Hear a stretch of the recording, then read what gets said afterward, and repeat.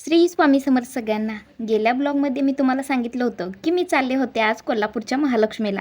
कारण जेव्हा आपण तिरुपती बालाजीचं दर्शन घेतो तेव्हा येताना देवी पद्मावती आणि कोल्हापूरच्या महालक्ष्मीचं दर्शन घेतल्याशिवाय आपलं दर्शन पूर्ण होत नाही.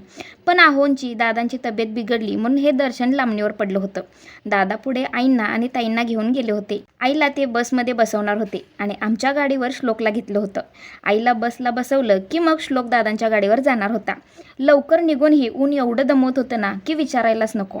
हुपरीमध्ये आईंना कोल्हापूरच्या बसमध्ये दादांनी बसवलं.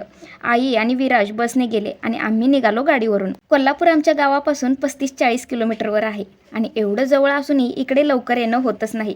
मिरजेहूनही दीर आणि जाऊबाई येत होते. आम्ही पोचलो महालक्ष्मी मंदिरात. आहोंना आज थोडा किडनी स्टोनचा त्रास कमी होता म्हणून आज इकडे यायचा प्लॅन केला होता. इथं आल्यावर परत आमची बालाजीमधील गँग तयार झाली. मंदिराच्या बाजूला शाहू महाराजांची प्रतिकृती आहे. इथे त्यांच्या आठवणीतल्या वस्तू जपून ठेवल्या आहेत. हा रानगवा बघा, पण याला झाकून ठेवलं होतं तरीही हळू शूट घेतलं. आल्या आल्या या गँगला पहिला खायला लागतं बघा. आणि आहोंना भरपूर पाणी प्यायला सांगितलं होतं. पुरातन वस्तू जपण्याच्या बाबतीत आपल्या कोल्हापूरकरांचा नाद करायचा नाही. या इतिहासकालीन वस्तू बघण्याचं भाग्य आपल्याला मिळतंय. सकाळी आलो तरी गर्दी होतीच. हे महालक्ष्मी मंदिर अगदी पुरातन आहे. याला 1200 वर्ष जुना इतिहास आहे. महालक्ष्मीची मूर्ती आणि आतील गाभारा 7व्या शतकात चालुक्य राजा करणदेवाने उभा केला असं आपल्या वाचनातून कळतं. गर्दी भरपूर होती तरीही आमचं 1.5 तासात दर्शन झालं.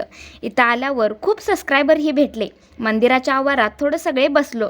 ही आमची बच्चे कंपनी बघा. आणि आईंना फिरून फिरून वैताग आला होता. त्यांना आता फिरणं जास्त जमत नाही. मग तिथून आम्ही आलो रंकाळ्यावर. पण इथे गोष्ट एक अनपेक्षित घडली. आहोंच्या एकदमच पोटात दुखायला लागलं. ते थोडं बाजूला सावलीत बसले. रंकाळा आपण जितकं ऐकतो त्याहूनही सुंदर आहे आणि हा कोल्हापूरकरांचं हृदय आहे. स्वच्छ आणि सुंदर आपला रंकाळा. इथं लहान मुलांना खेळायला भरपूर ॲक्टिव्हिटी आहेत. बोटिंगही आहे. पण आहोंच्या खूप पोटात दुखायला लागलं म्हणून आम्ही अर्ध्यातूनच परत निघालो.